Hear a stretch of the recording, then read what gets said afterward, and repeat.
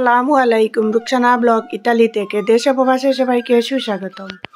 বিসমিল্লাহির রহমানির রহিম। আশা করি সবাই ভালো আছেন। আমিও আল্লাহর রহমতে ভালো আছি, আমার পরিবারের সবাইকে নিয়ে। আজ আমি আপনাদের সাথে শেয়ার করলাম পার্কের গান বাজনার কিছু অনুষ্ঠানের দৃশ্য।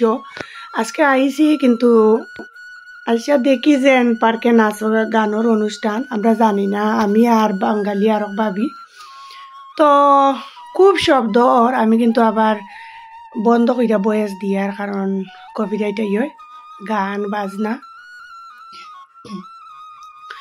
ওগুলা চলে। তো কত সময় রাখিবরে খেলা করাইয়ার আর তাইনোর ছেলেও তারা খেলাধুলা করে আর আমরা কি দাঁড়াইয়া রয়েছি। তো তারার অনুষ্ঠান ভালো লাগে না, যাই মুগি। এই তো রাকিব খেলা করে, বাঙালিরা খুব কম হয়েছেন, কম সংখ্যক। আরো একজন আইসলা তো গেছেন গীতাইন। তো রাকিব তো আজকে আর বেশি ফাইরা না, বাচ্চা বাচ্চায় তারা ব্যস্ত গান বাজনা খাওয়া দাওয়া, তারার ধর্মীয় কালচার মতন। এই তো রাকিব লাফালাফি বাবা বাবি আর প্রতিদিন বাড়াইলেও বাইনা ধরে ওটা যাইতো, কারণ ও পার্কটা আমরা বাসা থেকে আধা ঘন্টার রাস্তা। তো বেশি খেলনা দুলনা ও কারণে সে যাইতে আনন্দ পায় আর কেন সব ধরনের বাচ্চারাও থাকে। কি আর করার, তো নিয়ে যাই, মাঝে মধ্যে যাই, প্রতিদিন তো আর ভালো লাগে না দূরে যাওয়ার, প্রতিদিন কাছে থাকি আশেপাশে। আজকে আবার দূরে যাইয়ার নিয়েও গেছি, তার কথা মতন সে কান্নাকাটি করে। তো গিয়া দেখি তার আর অনুষ্ঠান, বাঙালি বাচ্চা কম আইছে, কারণ তার আর অনুষ্ঠান ওই কেন তো আমরা তাকে ভালো লাগে না। তো আর কি আর করার, ওখানে আইসি যখন কত সময় খেলা করাইয়া তো আর যাই মুখি গান থাকি শব্দ দুজনের কানে মানেন না, এত সাউন্ড দিয়া গান বাজনা। তো আশা করি সবাই ভালো লাগবো, আর ভালো লাগলে লাইক শেয়ার কমেন্ট ও সাবস্ক্রাইব করে আমার এই ছোট্ট চ্যানেলের পাশে থাকা যাইতে পারো। এই তো তারা গান বাজনা চলে, কিন্তু আমি ভয়েসটা অফ করে লাইছি, কারণ হইল কপিরাইট হওয়ার কারণে, নাইলে শুনতে পারলা না কি ধরনের সাউন্ড দিয়ে তারা গান বাজনা করে পার্কে। আর ইদানিং এই ধরনের অবস্থা বেশিরভাগও পিয়াসার আশেপাশে চতুর্দিকে গান বাজনা নৃত্য, কারণ গরম সিজন আইছে, প্রতিটা আনাচে কানাচে ওই শব্দ চলে, গান বাজনা নৃত্য এগুলা চলে। তো তারার কৃষ্টি পালন করে, এটা তো আর কিচ্ছু নাই, তারার দেশ, তারার সব কিছু। এই তো আরেকটু দেশে ভালো লাগলো, পার্কের একটা সাইডে দিয়ে বল খেলার জায়গা আছে, এত সুন্দর মনোরম। তো পুরা পার্কটা আমি আরো একদিন আপনাদের সাথে শেয়ার করবো, আজকে আর তেমন শেয়ার কইরান না, এখন শব্দর কারণে আমরা আরো ভাবি আমরা যাই আর কি আর একটা পার্কে গিয়া বসবো কত সময়। এই তো ইলিশ মাছ রান্নাটা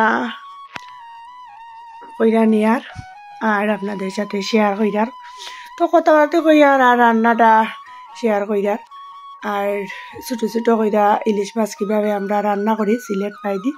আপনার আমার পাশে থাকুন, দেখতে থাকুন, ভালো লাগলে রেসিপিটা ট্রাই করবা।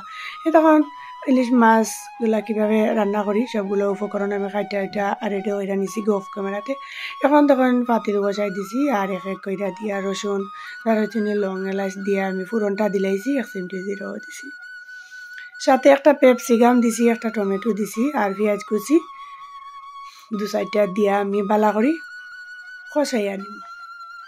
তো কষানির আগ পর্যন্ত আমার সাথে থাকুন, দেখতে থাকুন। আপুরা ভাইয়ারা আঙ্কেলরা আন্টিরা যারা এতক্ষণ ধৈর্য ধরে আমার ভিডিওটা দেখরা, তারা জানাই মন থেকে আমি অনেক অনেক দোয়া ভালোবাসা। আশা করি আমারে ভুলবা না, আমার পাশে থাকবা, আমারে সাপোর্ট দিবা। পুরানা যারা আছেন বুল্লা যাইন, কিন্তু দয়া করে ভুলবা না, পাশে থাকুন, আমিও আপনাদের পাশে আছি ইনশাল্লাহ। নতুন যারা আছেন আমার নতুন পুরাতন মিলাই আমার পাশে থাকবা, আমার সাপোর্ট করবা, আমিও সবারে সাপোর্ট করমু, সবার ভিডিও দেখমু ইনশাল্লাহ। এই তো একটু একটু কইরা গুঁড়া দিয়ার ধনে গুঁড়া, মরিচ গুঁড়া, লবণ, হলুদ, জিরা গুঁড়া যা লাগে সবগুলো পরিমাণ মতো দিয়ার আপনারা কম বেশি আপনারা পরিমাণ মতো মশলাগুলা তো আর জানো আছে দিয়া দিয়া রেসিপিটা একবার হইলেও ট্রাই করে দেখবা, এত মজা হয় আর গন্ধটাও স্বাদ গন্ধ অটুট থাকে। বাজা করছি না আমি বাজা না করি ইলিশটা রান্না করি, কারণ আমার গড় এটা ফেভারিট, রাখবার বাবাও পছন্দ করেন আমিও পছন্দ করি। আর এটা আমার বাবার খাওয়া রেসিপি। এই তো বাবা নাই কিন্তু রেসিপিটা রইয়া গেছে, এইভাবে রান্না করলে খুব প্রশংসা করতা। তো আমরা তো দুইটা বইনও আসলাম আজকে কইতা যে আমরা দুইজন থাকি, একজনরে কইতা আজকে আমার শাহেদায় রান্না করব, অথবা আমার নাম এমনি ডাক্তার কাজল কইয়া কাজলে রান্না করবা, এমনি তো আর রুকসানা। তো রান্না করার পরে আমরা দুজনের কম্পিটিশন হইতো, বাইটা দিলাইতা হইতা একটা তুমি রান্না করবাই বুনা আর তরকারি তুমি। তো আমরা দুইজনে রান্না কইরা আগে জিজ্ঞাসা করতাম যে আব্বা কোনটা রান্নাটা ভালো হয়েছে। তো তাই না আমরা একটু সময় নিতা কইতা যে তো খেয়ে বেজার হইমু খেয়ে খুশি হইমু, গল্পটা আপনাদের সাথে শেয়ার কইরা। তখন মনে পড়লো ইলিশ রান্নাটা কইরা আর বাবার কথা। তখন কত সময় পরে কইতা আমি একটা একটা করে খাই, খাওয়ার পরে বুঝতে হইব তার স্বাদটা, বুঝা তারপরে হইতে হইব খাটটা মজা হয়েছে। তো যখন দেখলা যে আমি তাইটার আশেপাশে আছি কইলা যে তোমার ঠৌ মজা হয়েছে এক নাম্বার। আর যখন দেখলা আপা দূর হইয়াছ তো কইলা যে তাইটা একটু কম মজা হয়েছে। আমি যখন একটু সরে গেলাম তো তাই দুইজনকে খুশি কথা কইতা তোমারটা একবারে বেশি মজা হয়েছে। এই তো বাবার গল্পটা আপনাদের সাথে শেয়ার করলাম। কেমন হইলো বন্ধুরা কমেন্ট কইরা জানাইবা। বাবা নাই, বাবার কথাগুলা স্মৃতি হিসাবে রয়ে গেছে। যখন মনে পড়ে তখন হৃদয়টা দুমড়ে মুচড়ে উঠে। কি আর করা, নির্মম পরিহাস, নিয়তির নিয়ম, কিছু করার নাই। জন্ম মৃত্যু বিয়ে এই দিনও তো আল্লাহর হাতে। তো সবাই আমার বাবার জন্য দোয়া করবা যাতে আমার বাবা জান্নাতুল ফেরদৌস নসিব হয়। আমার বাবা অত্যন্ত সাধারণ সরল মনের একজন মানুষ আসলা, সমাজসেবক, খুব নিরীহ শান্ত প্রকৃতির মানুষ। গ্রামের মানুষ অনেক ভালোবাসতো আমার বাবারে। তো বাবা নাই, বাবার অনেকগুলা স্মৃতি আছে, কিন্তু ইতালির মাটিতে পা রাখলাম, বাবাও অন্য উঠাইয়া দিলা বিমানও, কিন্তু আর দেখা হইল না। দীর্ঘ 6 বছর ইতালির মাটিতেও আছি, কতটুকু কষ্টে আছি, মনটা কেমন আছে তো আপনারা জানবা।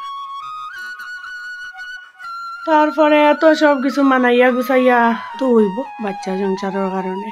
যাই হোক, কথা বলতে বলতে আমার রান্নাটা শেষ করে লিয়ার পরিশেষে আল্লাহ হাফিজ, আসসালামু আলাইকুম।